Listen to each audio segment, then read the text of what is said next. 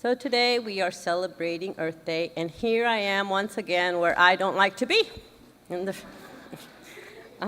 I was going to go down there, but I'm hanging around with this cold my grandson gave me, which is gone. It's not contagious anymore, but I'm just being safe. And Amanda's heard this about 5 times today, so because I'm very self-conscious about it. So I'm just going to be up here, and we'll make the best of it. So we have plans for us today. I'm going to tell you a story, and then we're going to share a couple of stories, and then we're going to do a meditation, and then we want you to write some stories. So we're going to have a busy morning. All right, so you ready for this? Are you ready for this? Hey, come on. Buenos dias.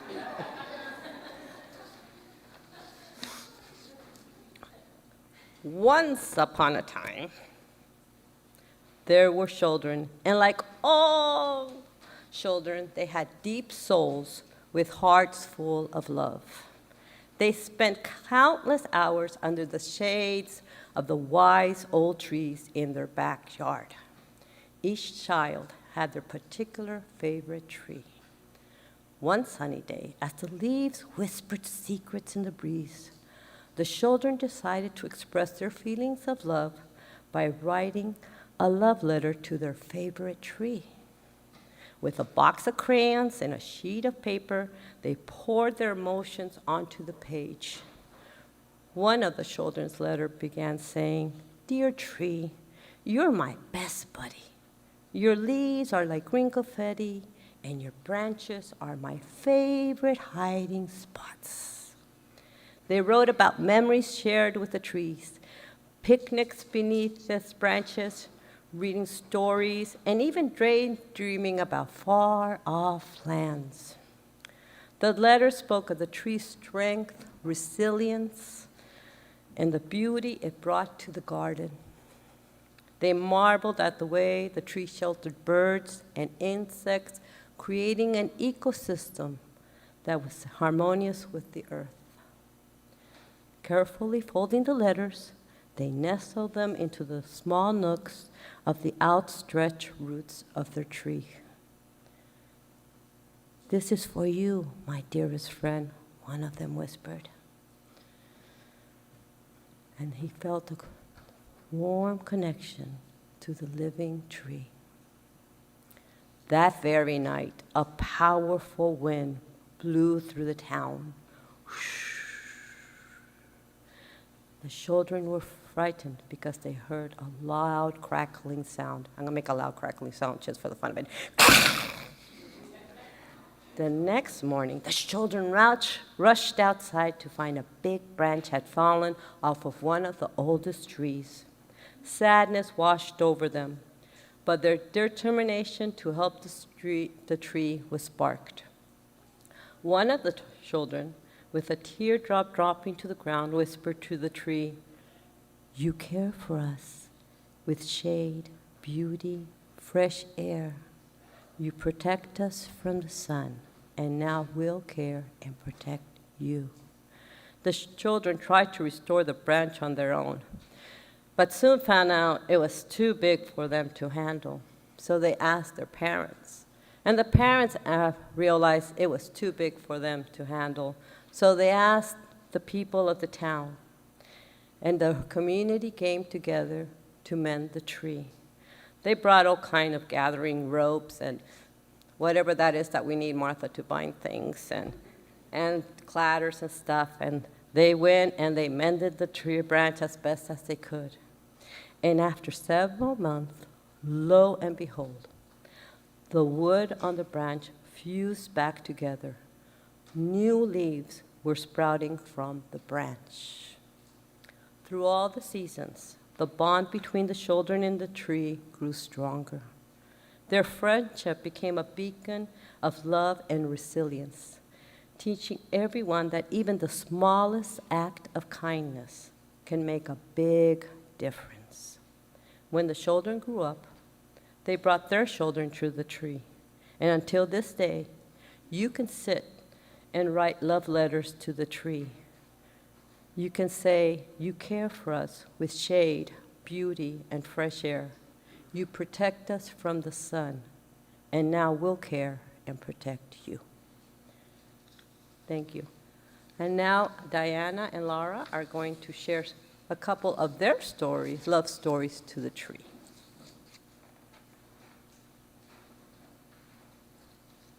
Hi. Okay, I wrote my love letter to water. Dear water, what would I do without you? You are always there for me in my everyday life, during my adventures and during my moments of zen.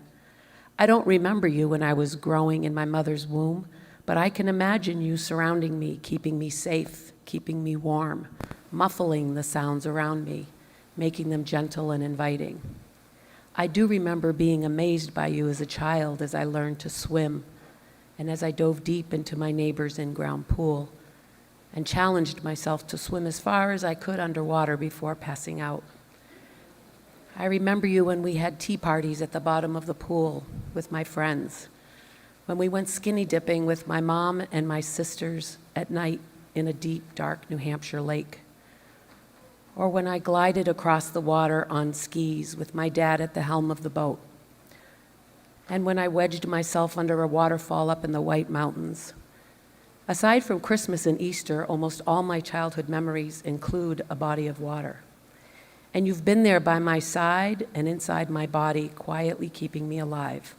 I know that over half my body content is water, and I hardly go anywhere without my water bottle.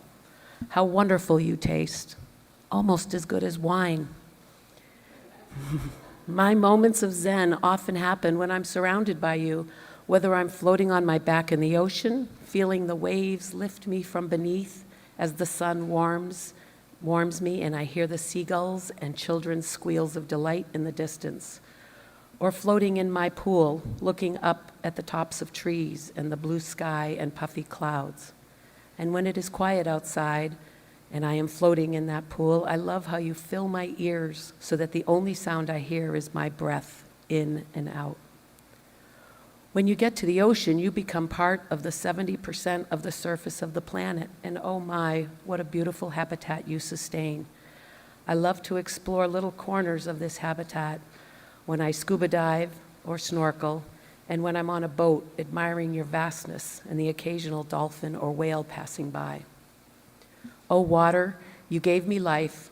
You sustain and enrich my life so much. Thank you for all of it.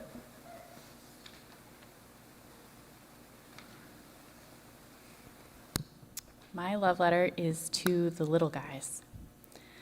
I am amazed by my compost bin. I find it utterly magical that I can put my old food outside in a pile along with various paper objects, leaves, sticks, and other detritus, and it can turn into nourishing food for my garden, all thanks to the sun, the rain, and an immense host of bugs and microbes and fungi that decompose my rotting food and turn it into what gardeners call black gold. When digging in my pile a few weeks ago, I came across tons and tons of red wiggler worms, the ones people buy to put in their home worm farms. And these little guys had just appeared, drawn to the siren song, or rather scent, of my rotting eggshells and coffee grounds and banana peels. The delight I felt upon discovering these little guys had come to do such important work right here in my trash. And these were just the ones I could see. Every inch of our soil is filled with other little guys, little bugs, microbes, bacteria, fungi, what have you, all of them living unknowable lives in a web we are a part of but cannot see and are only beginning to understand. It is these little guys that make our soil fertile. They decompose and renew, making rich ground that can grow trees and flowers and vegetables. They are easy to forget, but a vital part of this beautiful earth and all the life upon it. So this is my love letter to all the little guys out there. Thank you for all that you do and are.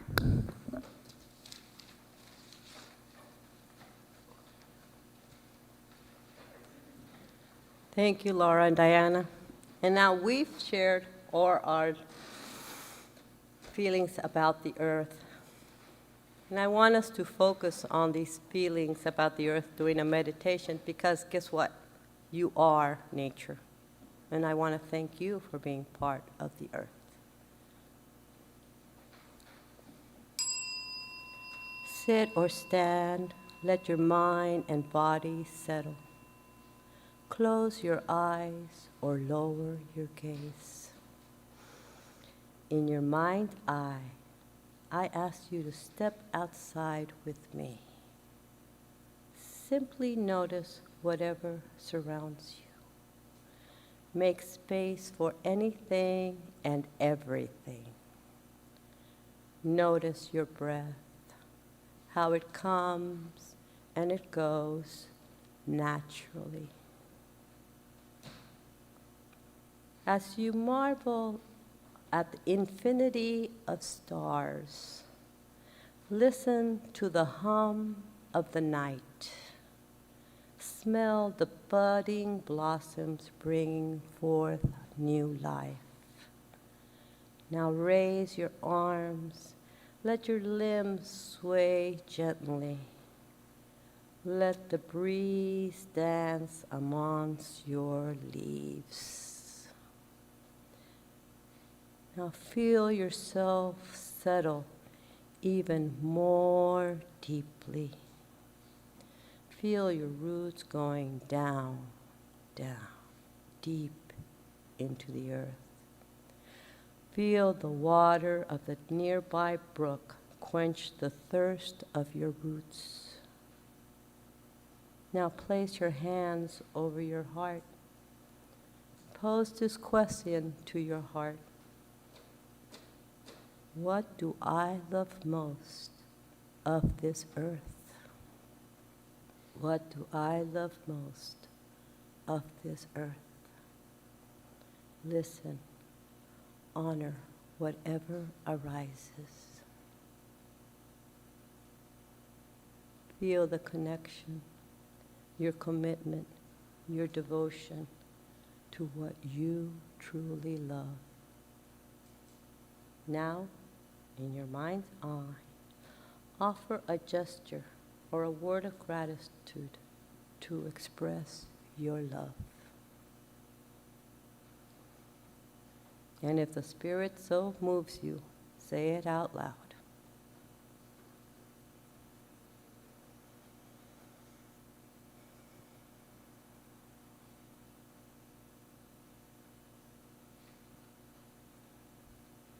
Breathe in, breathe out. Let the shine bring you back.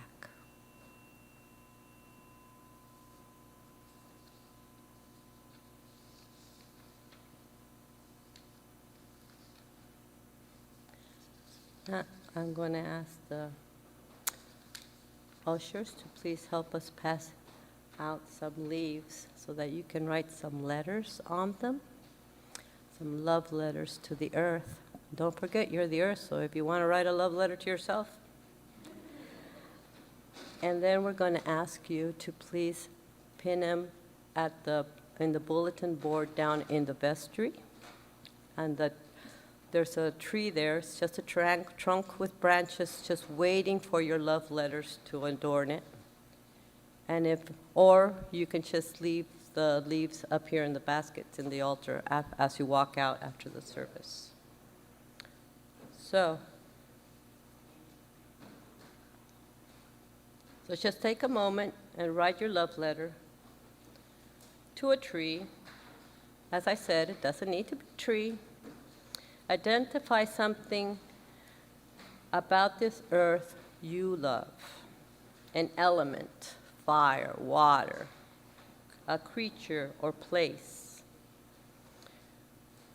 Write about why you love them, your devotion to them, how you want to show your love, and your desire to protect them, to ensure their full flourishing.